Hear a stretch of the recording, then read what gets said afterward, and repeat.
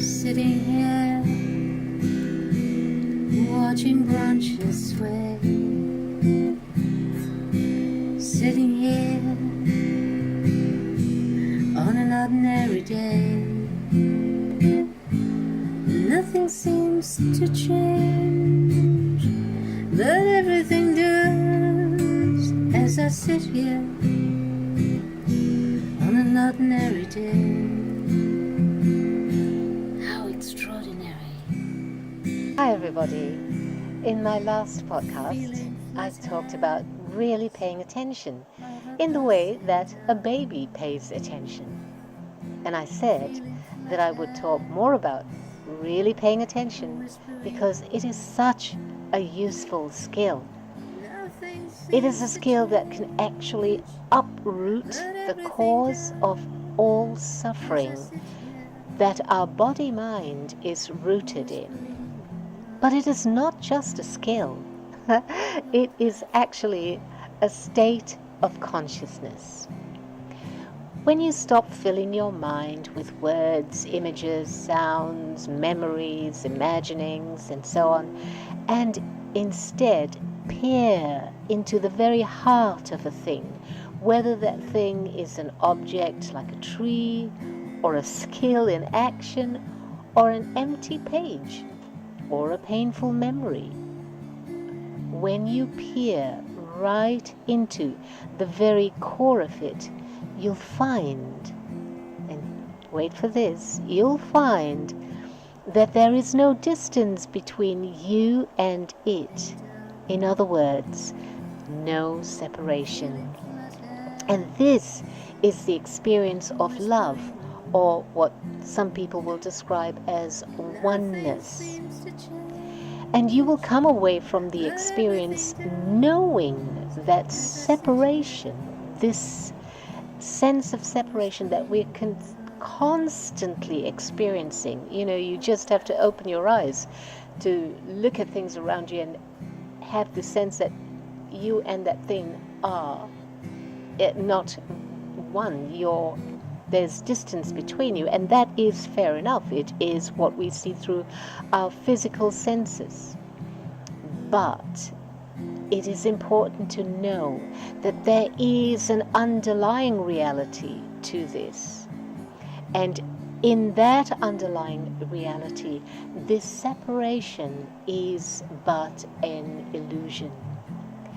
And within that illusion then is the sense of good and bad, right and wrong, and so on and so forth. And we will then experience, when we really pay attention and this sense of separation is removed, it falls away because it is an illusion, then what we will also realize is that nothing is either bad or good, marvelous or awful, right or wrong, past or future or present. All these are distortions, they're tensions, they're contradictions, they're oppositions, they're perceptions. All of them dissolve into this sublime experience of simply being. You know, when you look at something with love, you're looking at it in love. And when you look at something in love, what you see is love. I know it seems like I'm talking in riddles and abstractions here, and really the reason for that is because these things are so poorly communicated through words, through language. These things can only be experienced. Okay, so I just want to lay down that disclaimer. If it does sound abstract and confusing or unreal or unrealistic to you, or just inaccessible, then understand it is not because these things, what I'm talking about, isn't true and real. It's only because of the inability to communicate the experience with words. And the only way we can know whether this is true or not is to give ourselves permission to enter into such an experience. We can't actually construe or construct or engineer the experience, but we can lay the ground for it, and I'll be talking a little bit more about that in a minute. But as I was saying, when you look at something with love, you're looking at it in love, and when you look at it in love, what you see is love. It would be as if the thing you're looking at dissolves into love and becomes love. But really what is happening is that when we switch from the lens of the ego to the lens of love, or rather to the state of love, then all illusions fall away, because love is truth, and only truth then will remain standing.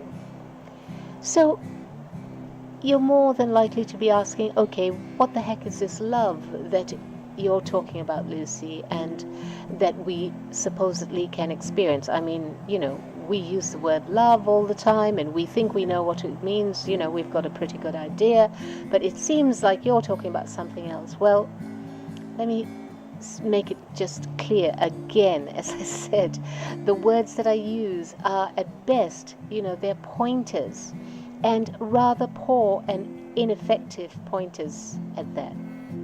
So please keep that in mind. And so what I'm trying to say is that when people come away from the experience of love by truly paying attention, for instance, sometimes they're speechless.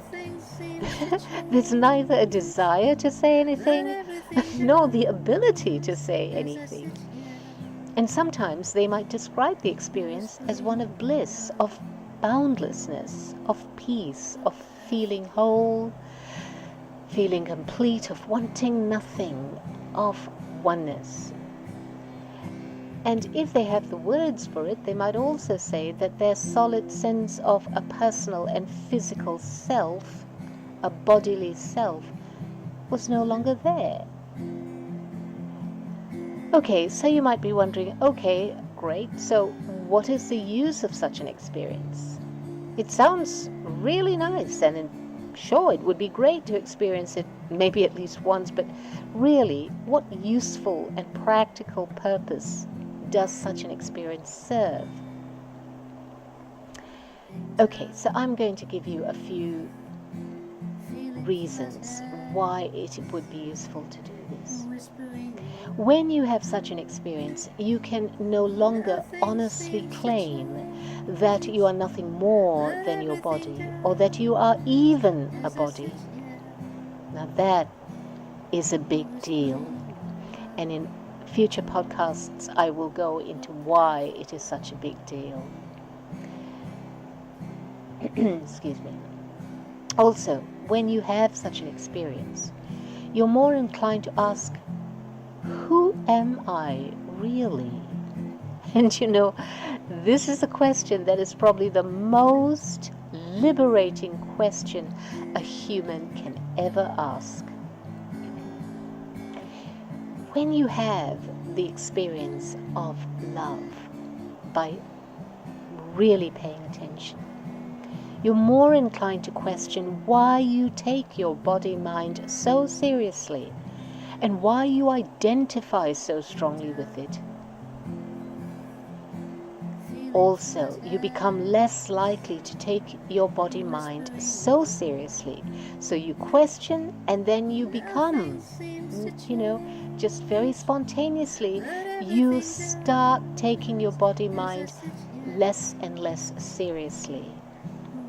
In other words, you start taking your ego less seriously, and you will find yourself not only challenging your ego, but over time not even engaging with it, because you'll continue to notice it, but when you notice it, you will neither take its word as true, nor will you bother to invest any energy in having a quarrel with it, in trying to reason with it, in trying to massage it, in trying to placate it, in trying to negotiate it with it, which is something that, my goodness, we are all almost 24/7 preoccupied with. And instead of that, you will And here's the important thing, you will let it show you everything that love is not. Let me say that again. You will let it show you everything that love is not. In other words, everything that you are not. So that you can keep making the choice to return to love. And what are you not? Just to, restate that. What are you not? You're not your body-mind. You're not your thoughts. You're not your ideas. You're not your beliefs. You're not your perceptions, etc., etc. I've said this before. So that's just to remind us the experience of really paying attention and therefore of love is you will not only become more and more familiar with the nature of your ego, but in that familiarity you will begin to recognize more and more who and what you are not. And I said that in that whole process, what you will start doing is you will become more and more aware of the choice in any given moment to return to love instead of staying rooted and paralyzed in and fearfully motivated in the egoic consciousness. And when you return to love, it is essentially what we mean by becoming present. Instead of engaging in the ego's stories, its melodramas, its judgments and demands, its ultimatums, its neediness, its unworthiness, its jealousies, its anger, its hatred, its grievances, etc., etc., etc. So, have I given you enough reasons to persuade you that really paying attention is a really good practice? Okay. Now I guess you might be thinking, Luz, there are a lot of people who don't do this and they get by. They seem to be doing just fine. Why should I bother? Great question. And my best answer to this question is this. Why are you here? Why are you watching or listening to a podcast like this? And why do you keep looking for other videos or podcasts or books that somehow give a similar message? I think that you, like many others, are seeking something more substantial, more reliable, more reflective of the truth. That's what I think. And I have found that for some people like you and me, once we catch a wisp of something wonderful, a glimpse of something truly magnificent, we cannot unsee it, or unfeel it, or unknow it. We cannot simply push it aside and forget it, though goodness knows many of us keep trying to. But that signal, it keeps vibrating within us. In fact, it has never stopped vibrating, and it catches up with us sooner or later, often following more suffering in our lives. More crises, more drama, more disappointment, more fear, more loneliness, more unworthiness, more failure, more not having what we truly want. Do you know what I'm getting at? People like us are not satisfied with just getting by, with just doing fine, We've come to see that our attempts to get by or to just be fine are in fact fraught with risk every step of the way. That's right. That's right. We have come to see that our attempts to get by are risky every step of the way. And I know it sounds crazy, but that's the irony of it. That's the irony of it. The more you try to stay safe, the more you try to stay within your comfort zone, the more likely you're going to find yourself feeling unsafe. The more likely you're going to find yourself being forced out of your comfort zone. Why? Because so much of your attention is being given to what you don't want rather than what you truly want, to what is truly and eternally true, which is our unchanging nature, which is love, which is life. And you know, it's because we sense in what I call that truth place within us that nothing less will do. Why? Because that's the only way we will actually know peace, know joy, know freedom, know love, know life. It's the only way we're going to be truly alive. We just know this instinctively. And you know, this natural and unshakable yearning might at first begin as an obsession, because for a while, sometimes even for a very long time, we may feed it with our fervor, our relentless pursuit to get to the truth. We'll seek out books, teachers, videos, programs, courses, this, that, and the other.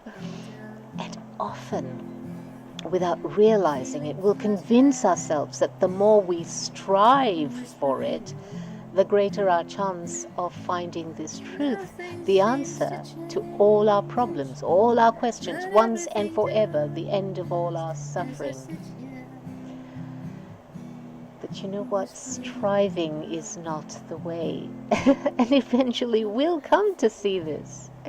And then we'll start to ease off, to be a little bit more relaxed about the whole thing. We'll come to understand that we cannot force truth to reveal itself. How can you, when truth is all there is? It's like the fish asking the water to reveal itself to it. You know what I mean? Okay. So what do? We learn how to allow truth. You know, babies, the most natural built-in skill that we all have, and which is most noticeable in babies, is their ability to simply allow. They're just there, and they just allow whatever is, you know? So we learn how to allow truth. We learn how to lay the ground that helps us listen for truth. We learn to calm our mind and direct our attention in a very particular way. We learn to be present because that's the only so-called time that truth inhabits. And we learn to be consistent with the practice of being in this state of readiness. We learn to be consistent with laying the ground, in other words, creating the conditions for this to happen. And all the while, life goes on and things keep changing. For instance, we are less inclined to see ourselves as separate from life. Instead, we see ourselves as life. So that rather than see things as happening to us, we get that things, including ourselves and the events, situations, and problems that arise, are simply modulations of life. They don't threaten us. How can they, when we are the very life in which all of it is happening? And that is a huge shift, because we become less and less affected by the events in life, less and less victims of so-called events in life and less pulled into their force field. It's not that we are separate from them. On the contrary, it's because they are a part of us, our own modulations, that the sense of separation disappears, and with it, the fear, the anxiety, the loneliness, the blame, the judgment, the comparing, the resistance. Really paying attention allows the distance between you and something, whether it's an object, a person, a situation, a problem. It allows the distance between you and it to disappear. And in this state of no separation, you cannot possibly feel threatened. Instead, all the defenses, the resistances you had previously set up against this thing fall away, and you become the open field of awareness that you truly are, where the perfect response to this, whatever particular modulation of consciousness is happening, can happen. The perfect response can happen spontaneously, responsively, not reactively, and without effort. Now, some people will describe this as an intuition or a solution to a problem or an insight, and yes, all of these are words we use for what is, to me, essentially a response of love, which is a response of truth. And here is something that also happens. Most of us will try to massage and stretch and bend the ego's self-preserving intimations and motivations to appear as if they are of love, of truth. In fact, and this is helpful to know, and we want to keep this in mind, it's not us, it is this ego state of consciousness, that this habituated consciousness that does this. So we needn't take it personally. If we understand that the ego, which is a state of consciousness that identifies as the personal, separated body-mind, is not who we truly are, what we can do is to then really pay attention to its self-preserving intimations and motivations. And when you do that, the egoic habits of judging, comparing, labeling, blaming, and so on, they just fall away. And so, what at first may have appeared distasteful, undesirable, bad, wrong, or problematic, now provides us with a direct pathway to truth, to love, to our unseparated essential self. You know, when we hear that popular saying, the obstacle is the way, this is one of the ways in which we can experience the truth of it. This meaning really paying attention. Okay, so let me finish with a recap. Here are the key points. Number one, really paying attention is something that babies naturally, spontaneously, and effortlessly do. Number two, we have the same ability. It has never been lost because what is natural can never be destroyed nor enhanced. Number three, we can practice this skill.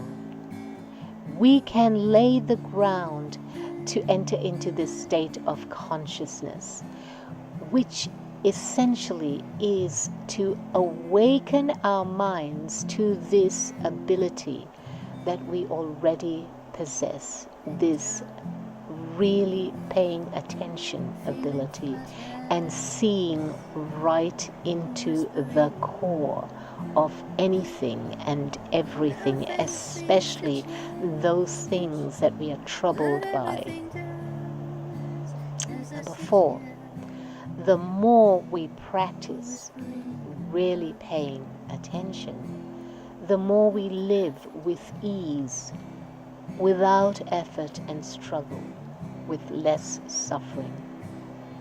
Number 5, the more we practice the skill, the less we identify with our body-mind, and the more we live from our true, essential, loving, free, and whole nature. Number 6, we can practice really paying attention with anything and everything, including the activities we engage in routinely, as well as the problems and situations we encounter. The problem or the situation or activity provides us with a direct path into our true nature when we are really paying attention to it. That is why it is said, the obstacle is the way. And finally, number 8, when we live less and less as the ego and more as our true nature, which is love, which is truth, which is life, we cannot but live in its limitlessness, its boundlessness, its greatness, its magnificence, its freedom, its abundance, and its natural well-being. Okay, I'm going to leave it at that for this podcast. I wonder what your thoughts are, how you've been reacting to what you've heard. Please share your thoughts with me, even your questions if you have any, whether you agree or disagree. I would love to read your comments.